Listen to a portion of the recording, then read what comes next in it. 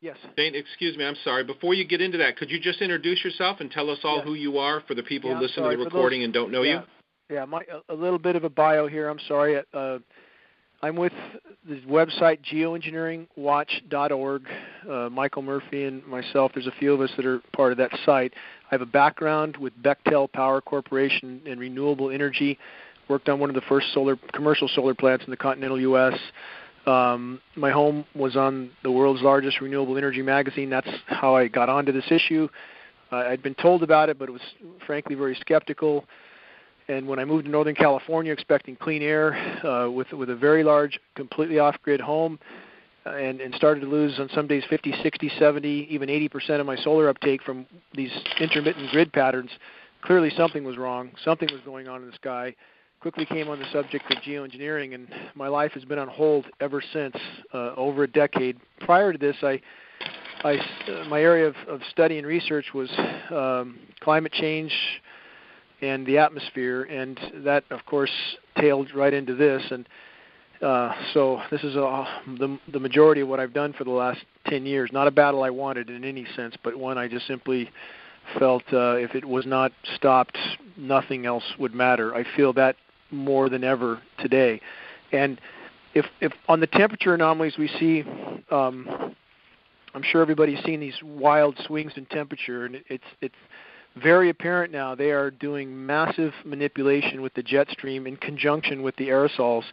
And my conclusion on that, and we can go into Q&A here in a minute because I like that best anyway, but I believe that the planet is in full-blown meltdown. I'm not an Al Gore fan. I'm not a carbon credit fan, but that does not change the reality on the ground.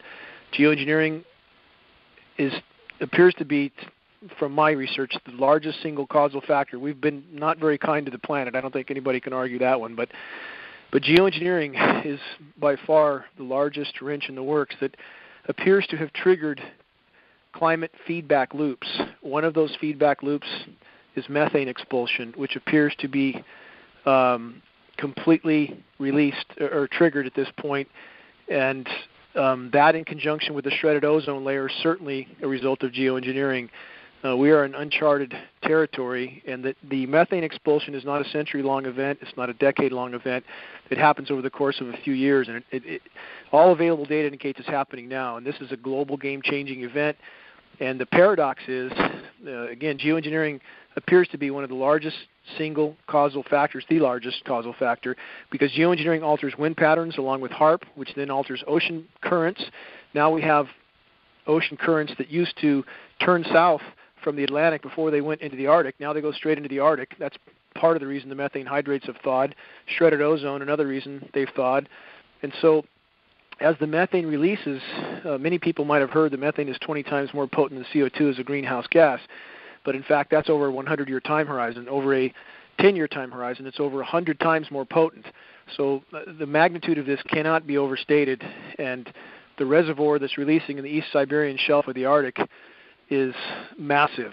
And it has the potential to extinguish life on Earth, that reservoir alone.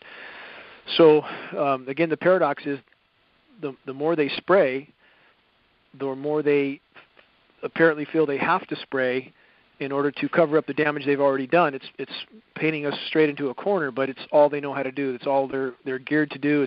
It's what their money-making bonanza is. So anyway, I feel at this point, and I'll go into Q&A here in a second, that we are really at the apex here, and the temperatures are changing radically. There's temperatures in some places in the Arctic right in the last 30, 45 days that have been 50 degrees above normal.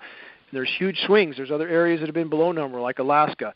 But it just depends on where they're ice nucleating, which, if anybody doesn't know what that is, it appears that almost every precipitation event now is being ice nucleated. That's chemical nucleation. It's a chemical process by which snow can be created. According to the patents we have, of up to 50 degrees, we see the same thing happening on the ground. Shouldn't be snowing at those temperatures, obviously, but as this nucleation process continues, it appears to cool the air mass below it temporarily. And in Northern California, we had temperatures as low as 20 degrees below some 3 weeks back, not far from where I live. and now we're up pushing 80 degrees. And same thing, Atlanta, a little over a week ago, Atlanta, Georgia was 85 degrees. It snowed 3 days later. People should really question this, obviously. And the nucleation process appears to be their last card. We don't know what's in these chemicals. We're seeing very anomalous snow that stays frozen, and ponds that are packed with this stuff that stay frozen long after freezing temperatures are gone. The chemical nucleation process appears to continue on, actually gassing some of the water out of those ponds. They're doing over Siberia right now, is completely buried in snow. The radar, we can see them ice nucleating. You can see what was a rain cell that flashes out the snow as it's got this material dumped on it. So anyway, I'll go to Q&A, but I believe right now that what they have triggered is so cataclysmic, and paleo data backs this up, paleoclimatic data, that they now are in total desperation trying to cover up what they've helped to cause, and now the stakes are as high as they could be. And even to put this in perspective, the Arctic Methane Emergency Group, AMEG is the acronym, a lot of geoscientists there, Ken Caldera is one, if anybody's familiar with his name, but their latest proposals to stop this methane are to use the ionosphere heaters, which are the HAARP facilities around the globe, and try to use opposing frequencies to nuke the atmosphere in a desperate and completely destructive attempt to degrade the methane before it completely saturates the atmosphere. So this is total desperation mode, and I think that we're all in for quite a ride from here. But my belief from all my research is that if they don't stop geoengineering, if they don't allow the planet to respond, if they don't allow the hydrological cycle to resume, quit poisoning the boreal forests, quit shredding the ozone layer, if they don't allow the planet to respond on its own, I believe our future looks bleak indeed. Dane, it was just a couple months ago I first heard about the methane issue. I'd never heard that before. And could you explain how that works to people who've never heard about that? I think a lot of people have not even heard about that before. Methane, I mean, how is the spraying actually facilitating the methane release in a positive feedback cycle?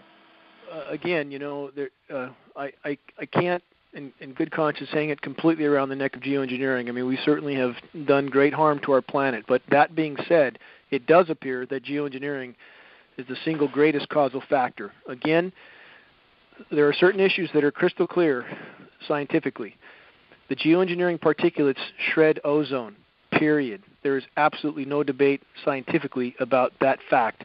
We have massive northern and southern hemisphere ozone holes. Really all available data points toward geoengineering being the cause, not CFCs, not chlorofluorocarbons, but geoengineering, as they've been at this for about 6 decades, and that's about the time the ozone holes, southern hemisphere started to develop, northern hemisphere shortly after.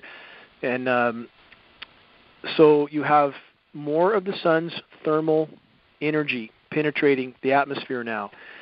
You have, although they can create, and they do, between HAARP maneuvering the jet stream and the ice-nucleated particulates and the simple blocking of the sun, they can and do create massive cooling events over huge areas. But it absolutely appears to be at the cost of a much worsened overall warming. So it truly is cutting your nose off to spite your face. And as they alter, as I mentioned earlier, they alter wind currents, which alters ocean currents. Now you have warm water going to the Arctic. Methane is the greatest source of carbon that has the potential to release from the atmosphere, bar none. And this one reservoir alone in the East Siberian Shelf is thought to contain some 10,000 gigatons of methane. It's this frozen methane on the sea floor. If only 60 of that 10,000 gigatons released, that would increase by 400% the total greenhouse gas to date. Only 60 of that 10,000. So you can get an idea of the magnitude of that. If any significant percentage of that reservoir releases, it's game over on planet Earth. So I don't think they can hide this for long. It's changing temperatures by the day, and I think they will try to spin geoengineering into some last-ditch save-all, and it's important that enough people understand it's not a cure but a curse, so that when they try to sell this to us, people will already know better. But that's how the methane is released. It's been happening for many decades. Bermuda Triangle, that's methane release, not aliens. When these methane fields release, it aerates the ocean like a bottle of champagne. Ships have no buoyancy, they go to the bottom. So this has been happening for a long time. But the Arctic reservoir is very, very large, and it's also acidifying the ocean. As the methane releases, much of it dissolves in the seawater as it reaches the surface, and the oceans are acidifying right now at breakneck speed. So this is a multi-edged sword, and none of it good. Okay, so to make this simple for people, they're shredding the ozone layer. More sunlight is reaching the methane depots or these methane reservoirs, and then the methane is being released, causing a further heating, which is then increasing. It's acting like positive feedback and just increasing the whole cycle. Is that basically right in a nutshell? Yes, but it's more of the sun's thermal energies, not necessarily direct sunlight, because, again, global dimming right now, another term many are not familiar with, is fully 20% on planet Earth. That means over the last 5 decades, 20% of the sun's direct rays no longer reach the surface of the planet, again a result of geoengineering. So, I mean, the amount of decimation being caused by geoengineering, it can't be quantified. Again, it's shredding the ozone, altering wind currents, releasing methane, poisoning everything that lives, the boreal forests, which are the lungs of the planet, the northern latitude forests, Siberia, the Pacific Northwest. I spent my life in the forest, and it looks absolutely horrific. I just came in prior to making this call, and the devastation is cataclysmic. And so now you have these forests that were the lungs of the planet that were a carbon sink that absorbed carbon. Now they are a carbon source. They're emitting carbon because they are dying. So, I mean, there's nothing that's not being harmed by geoengineering. It is harming everything. But the sun's thermal energy, Russ, again, it's not always in the form of direct sunlight. It's like a cloudy day on the beach. You know, you can still get sunburnt. And another part of this feedback loop is the Arctic ice cap. Many people, the global warming debate rages on, and it really should not. Although there is a small section of Antarctica that has, in fact, increased the sea ice slightly, and that we fully believe is from ice nucleation, areas that it did not snow before, did no precipitation because it was too cold.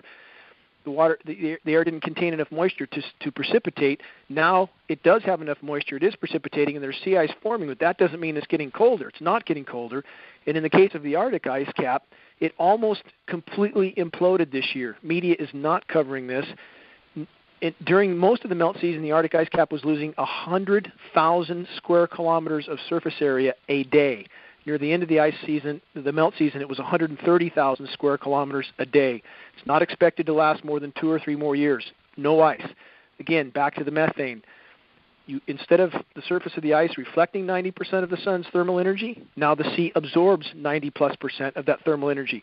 So add that increased absorption of sunlight from the open seawater, add the ocean currents that are now delivering warm water, add the increased thermal energy from the sun, from the shredded ozone. Bad mix, bad combination. Methane releases, causes heating, more ice melt, more absorption, positive feedback loop. Very, very clear, easy to understand. All right, let me ask you some hard questions real quick, because I know everybody is asking themselves this, and they respect what you think, and they'd like to know what you think. I think. How long until this process affects every soul on Earth? How long till it's an actual, something that nobody, even the people who are trying to deny most and go on with their lives, have to deal with? Based on the data I see, I don't believe they'll be able to hide this past the end of this year, perhaps not even that long. And I believe that the ramifications from this event are unfolding so rapidly that I feel it's certainly a strong probability that some event might be laid on us to just distract from everything unfolding. You know, maybe they'll start World War III, maybe a false flag event or something. This is purely speculation. I have no knowledge of that, obviously, but based on the ramifications of the imploding environment, and again, to put this into a little more perspective, Russ, the species extinction rate today is somewhere between 100,000% of normal background extinction and 1,000,000% of normal background extinction. That's between 1,000 and 10,000 times normal background. We're losing as much as 200 species a day.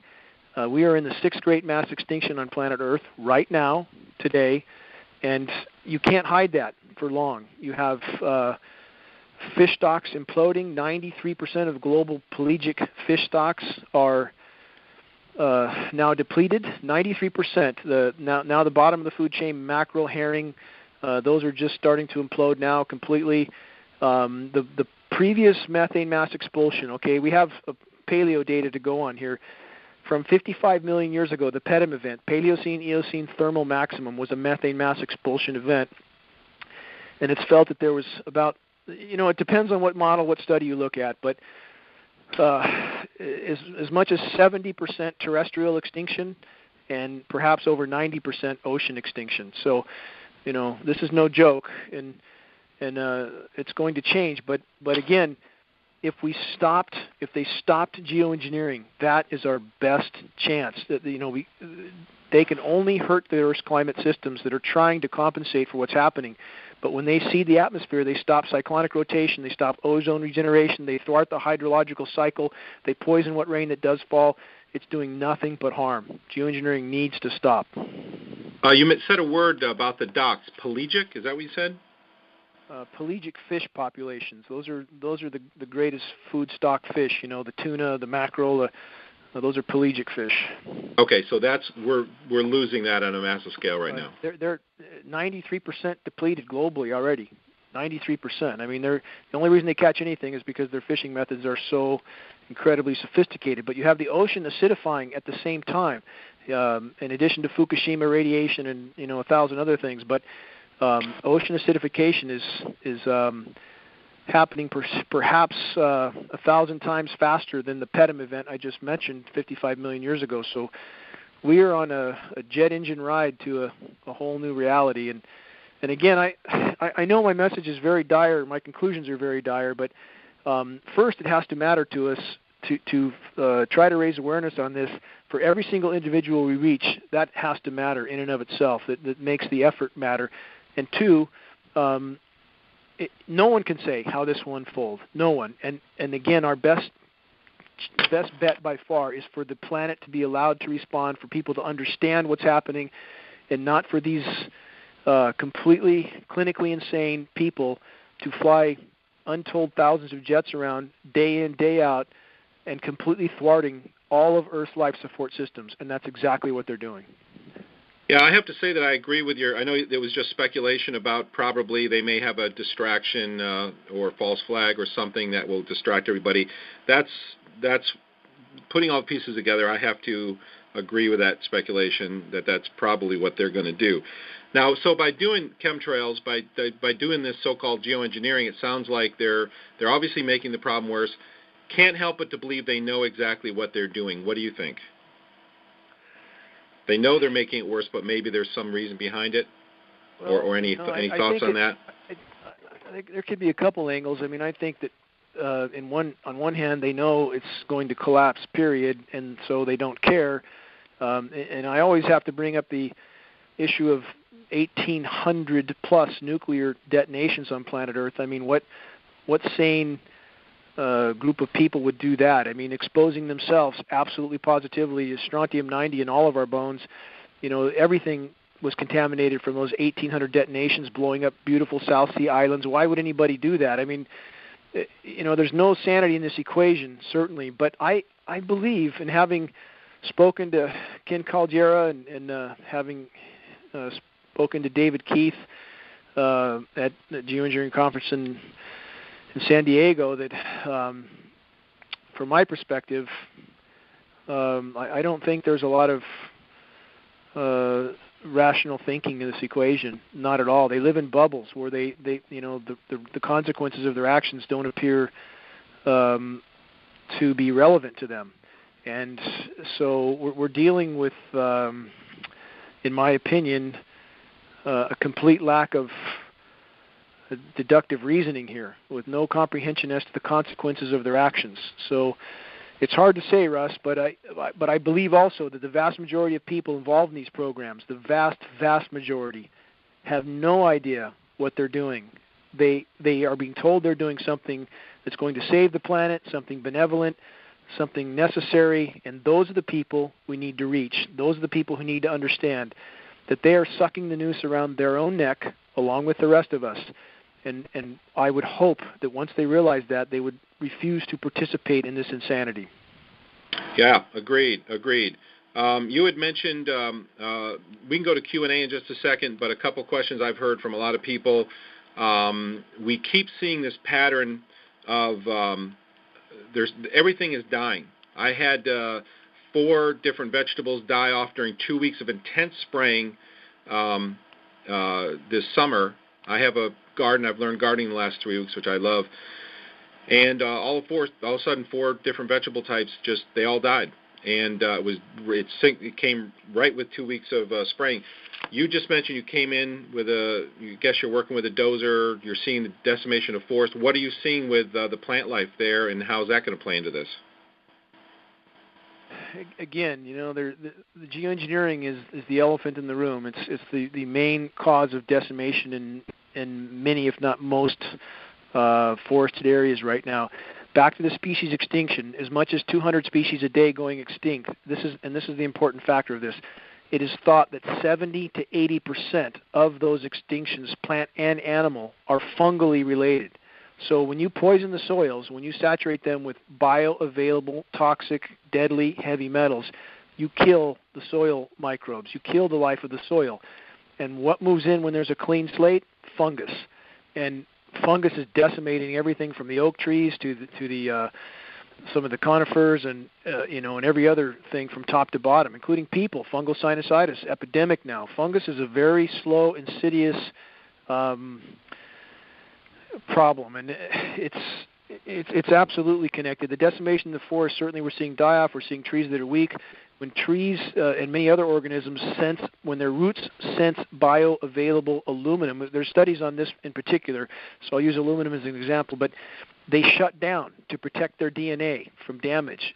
So they don't uptake nutrients, so they die a very slow, protracted death. And in the case of the forests in the Pacific Northwest, everybody says, oh, it's just the beetles. The beetles are only a symptom of a weak tree, a tree that has been poisoned. So, all roads lead back to geoengineering. Again, if they had not been doing this for 60 years, I believe we would be in exponentially better shape. Now, it doesn't mean that we haven't damaged the planet. Again, any notion that that has not occurred is just not looking at reality. But geoengineering, I believe, the biggest single causal factor, and if they had never started this, I believe we would be in a much better position. But as it sits right now, we are in free fall to an unknown reality. Okay, and you mentioned the biologically available aluminum. Now, soils naturally have a lot of bauxite, which they get aluminum from through manufacturing process. But that's completely different because that doesn't affect the plants the same way newly introduced free biologically available aluminum does. Is that correct? That's completely correct, because this comes up so many times from these geoengineering disinformation sites and people, and that aluminum is 8% of the Earth's crust, and it is. But aluminum does not exist in the environment in free form, period. Always bonded to other elements, not bioavailable. It certainly doesn't blow around in the wind as they have tried to claim. When I first dove into my research here, I talked to a hydrogeologist, one of the first people I talked to, and he was aghast at the aluminum reading I had in my rain, and said, you shouldn't have anything, even 1 part per billion in your rain, unless you live next to an Alcoa factory. Those are his words exactly. My first test in the rain was 7 parts per billion of aluminum, already very high considering where I live. Subsequent tests over the next 6 years rose as much as almost 50,000% from that already high reading to 3,450 parts per billion in a single rain event. I mean, this is highly toxic rain. Snow, where this aluminum accumulated off the side of Mount Shasta, has been measured as high as 61,000 parts per billion. And nobody's talking, and people know, Russ. I mean, I've talked to NOAA scientists 6 months ago off the record. They absolutely know. I just had another meeting with environmental waste in Northern California. They have, tests from the Sacramento River that are spiking in aluminum, but they're afraid to say anything. And it's like, everybody's worried about their 8-to-5 job while we're all sinking at breakneck speed into total extinction, literally. So I hope if we can reach critical mass, and academia knows. I mean, I don't think there's a meteorologist out there that doesn't know this is going on, or a biologist that's involved with any type of forestry issue. And if we could just break the dam, I think it would break from 100 different directions. Okay, can you hear me now? Yep, gotcha. Sorry about that. Go ahead. Who do we contact? It seems almost impossible, You can't get the legislators or senators to do anything. You can't, what should be our next step once we're aware and, wanting to fight it? Extremely important question. And I would say this, legislatively we will never get anywhere. The system's bought, sold, paid for. They've been setting it up for this for many decades. I think they truly believe they could carry this on indefinitely. That could not be further from the truth. So the entire system is rigged not to show these particulates. So we need to reach the people and not waste our time with agencies. And everybody can do that from their own home computer. Find groups that would care if they only had a clue. Farm groups, environmental groups, ADD, Alzheimer's, autism. Some of the big fishing organizations are wondering why their streams are all dying. The list is almost endless of people that would care if they had a clue. Get credible data. Send them a credible email with a couple good articles. I call these flaming arrows. We all need to be shooting these flaming arrows from our home computer. Journalists that focus on environmental issues but something very thought out, credible article. Cite for more data. Geoengineeringwatch.org. Our site is one site. Even get an address and put an article or two in there. That doesn't cost much to do. And we all, since there's so few of us, the best thing we can do is to try to start these spot fires with people who are absolutely personally being horrifically affected and would care if they really got it, if they really accepted this was going on. And to add to that, I would say they will no longer have the option of denying this, because I don't think this lump will fit under the rug much longer. So even if it doesn't start an immediate fire, it'll smolder there, and when they start to see everything imploding around them, I believe those seeds will find fertile ground.